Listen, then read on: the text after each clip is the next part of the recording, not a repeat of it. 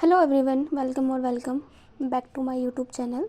आज हम पढ़ने जा रहे हैं एथुसा साइनेपियम के बारे में। ठीक है, एथुसा साइनेपियम जो होती है, ये जो मेडिसिन होती है हमारे पास स्पेशली बच्चों को दी जाती है। ठीक है, एथुसा का जो कॉमन नेम है वो है फूल्स पाल्सी एंड इसकी जो फैमिली है वो होती है अम्बलीफेरी। ठीक है, कॉन्स्टिट्यूशन की अगर हम बात करते हैं एथुसा की, तो एथुसा के कॉन्स्टिट्यूशन में है specially for children during dentition in a hot summer weather. ठीक है, ये जो मेडिसिन होती है वो वापस वो किसके लिए होती है? स्पेशली बच्चों के लिए होती है, जब उनके क्या होते हैं कि दांत निकल रहे होते हैं इन हॉट समर वेदर में। मतलब है कि कोई बच्चा है, हॉट समर वेदर है, ठीक है, तो उसमें क्या निकल रहा है, उसके दांत निकल रहे हैं, तो स्पेशली हम उस बच्चे को ये रेमेडी देते हैं। ठीक है, जो है children who can not bear milk, बच्चा जो है हमारे पास जो पेशेंट है वो बियर नहीं कर पा रहा है मिल्क को। ठीक है, मिल्क को बियर नहीं कर पा रहा है।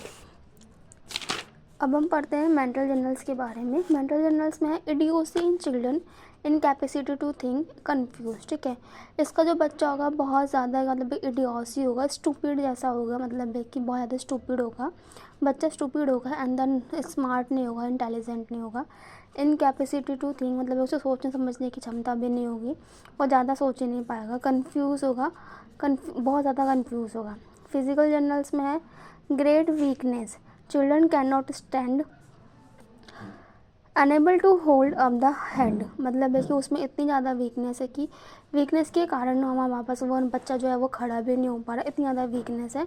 और unable to hold up the head मतलब है कि वो अपने हेड को होल्ड अप भी नहीं कर पा रहा है, इतना ज़्यादा वीक है। प्रोस्टेशन विद द स्लीपीनेस मतलब है कि प्रोस्टेशन होता है स्लीपीनेस के साथ, कब होगा? आफ्टर वॉमिटिंग होगा, आफ्टर स्टूल होगा एंड आफ्टर क्या होगा? स्पाज्म होगा। इसमें क्या होगा? प्रोस्टेशन हो रहा है, किसी भी बच्चे को हो रहा है prostration after vomiting, after stool या फिर after spasm. Complete absence of thrust, इसमें क्या होगी? जो पेशेंट होगा उसे बिल्कुल भी प्यास नहीं लगेगी। ऐसा एपिस में भी होता है, पल्स में भी होता है। रिवर्स ऑफ आर्सेनिक, आर्सेनिक में क्या होता है कि आर्सेनिक का जो पेशेंट आएगा उसे बहुत ज़्यादा प्यास लगेगी। एपिस, पल्स एंड एथुसा यहाँ पर ट्रायोज में आते हैं। थर्स्टलेस मतलब है कि एब्सेंस ऑफ थर्स्ट में। फेस की अगर हम बात करते हैं तो an expression of the great anxiety and the pain with the drawn condition and well mark linear nasalis. ठीक है, इस पर क्या होता है कि जो बच्चा है उस पर क्या होगा? उसके फेस पे ना बहुत ज़्यादा एक्सप्रेसिव फेस होगा, उसका जो फेस के जो एक्सप्रेशन होंगे वो खुद ही बता देंगे कि उसके बहुत ज़्यादा ग्रेट एंजाइटी और बहुत ज़्यादा पेन है। ठीक है, विद ए डॉन कंडीशन, उसमें क्या होती है? डॉन कंडीशन होती है, वेल मार्क्ड होती है नजेलिस, जो क्या होती है? बोन होती है नोज की, जो कि बहुत ज़्यादा प्रोमिनेंट होती है उस पेशेंट में। Feature expressive of pain and anxiety मतलब है कि उसके जो फीचर्स हैं ना बहुत ज़्यादा एक्सप्रेसिव हैं, किसको लेके? पेन एंड एंजाइटी को, वो ईजिली हमें देखने को मिल जाएंगी किसी पेशेंट में, एथुसा वाले पेशेंट में। Herpetic eruption on end of the nose, end of the nose पे क्या होंगे? हेरेप्टिक इरेप्शन होंगे पेशेंट में।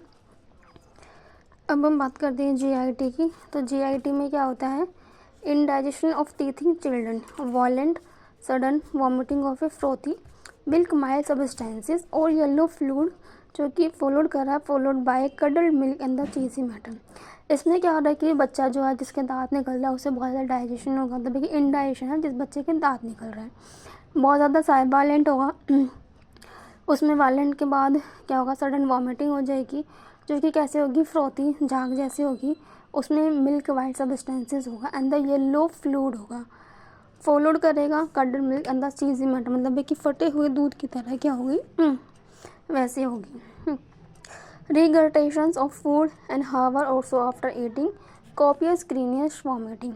इसमें क्या होता है कि खाना खाने के बाद मतलब कि एन हावर तक क्या होता है? बैक फ्लो होता है फूड का, और बहुत ज़्यादा कॉपियस ग्रीनिश वॉमिटिंग होती है। इसकी जो वॉमिटिंग होगी वो कैसी होगी? ग्रीनिश कलर की होगी, कॉपियस होगी। इंटॉलरेंस ऑफ मिल्क मतलब है कि यहाँ पे क्या है कि मिल्क का इंटॉलरेंस है। Can not bear milk in any form मतलब है कि जो मिल्क है वो किसी भी फॉर्म को बियर नहीं कर पाएगा, मतलब है कि मिल्क किसी की मिल्क जो है वो किसी भी फॉर्म में होगा वो उसको बियर नहीं कर पाएगा, मतलब है कि मिल्क से बनी हुई चीज़ें वो नहीं खा पाएगा, मतलब है कि वो बियर ही नहीं कर पा रहा, उसे या तो इंडाइजेशन हो जाएगा, उसे परेशानी होने लग जाएगी। It is vomited in a large curd as soon as taken मतलब अगर उसने मिल्क से बनी हुई कुछ चीज़ें खाई तो उसे क्या होगी, वॉमिटिंग हो जाएगी। ऐसी वॉमिटिंग होगी जैसे कि दही वाला, देखिए दही जैसी वॉमिटिंग हो जाएगी। Large curd as soon as taken, ठीक है। देन वीकनेस कॉजेज ड्राउजीनेस, ठीक है। फिर उसके बाद क्या होगी, उसको मतलब है कि वॉमिट होंगे तो वॉमिटिंग के बाद क्या होगी, वीकनेस हो जाएगी। वीकनेस के बाद क्या होगी, ड्राउजीनेस, मतलब है कि बहुत ज़्यादा क्या होगा, स्लीपीनेस जैसा उसे होगा। कंपेयर कर सकते हैं इसको मैक कार्ब से। नर्वस सिस्टम्स में है इपिलेप्टिक स्पाज्म। इसमें क्या होगा कि पेशेंट जो होगा उस नर्वस सिस्टम में क्या होंगे, इपिलेप्टिक स्पाज्म उसमें होंगे, मतलब ये उसे फिट्स एंड जर्क्स ऐसे आएंगे। उसमें क्या होगा, ठीक है, इपिलेप्टिक स्पाज्म आ रहे हैं तो विद क्लंच थम्स, उसके जो थंब होंगे वो क्लंच, मतलब है कि ऐसे मुट्ठी बंद कर लेगा। फेस जो होगा वो रेड हो जाएगा। आईज टर्न हो जाएगी नीचे की तरफ। पीपल जो होंगी वो फिक्स एंड डायलेटेड हो जाएंगी। और फॉर्म्स एट द माउथ, उसमें क्या होगा कि फॉर्म्स निकलेंगे माउथ से। जॉस लॉक्ड हो जाएंगे। पल्स स्मॉल हो जाएगी एंड हार्ड एंड क्विक हो जाएगी।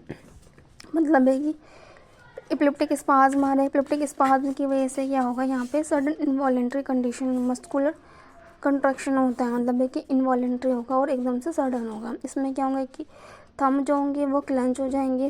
फेस जो होगा वो रेड हो जाएगा। आइज टर्न्स हो जाएंगी डाउनवर्ड्स। पीपल डायलेटेड हो जाएगी, फिक्स हो जाएंगी, मुंह से झाग आ जाएंगे और जिसके जॉग जो होंगे वो लॉक्ड हो जाएंगे। पल्स जो कि स्मॉल हो जाएगी, हार्ड हो जाएगी, क्विक हो जाएगी। मोडेलिटीज़ में है एग्रीवेशन में आफ्टर ईटिंग होगा, आफ्टर ड्रिंकिंग होगा, आफ्टर वॉमिटिंग होगा, आफ्टर स्टूल होगा एंड आफ्टर स्पाज्म होगा। रिलेशन की अगर हम बात करें तो रिलेशन में सिमिलर में एंटीमोनियम कार्ब, आर्सेनिक, कैलकेरिया, सैनिकुला।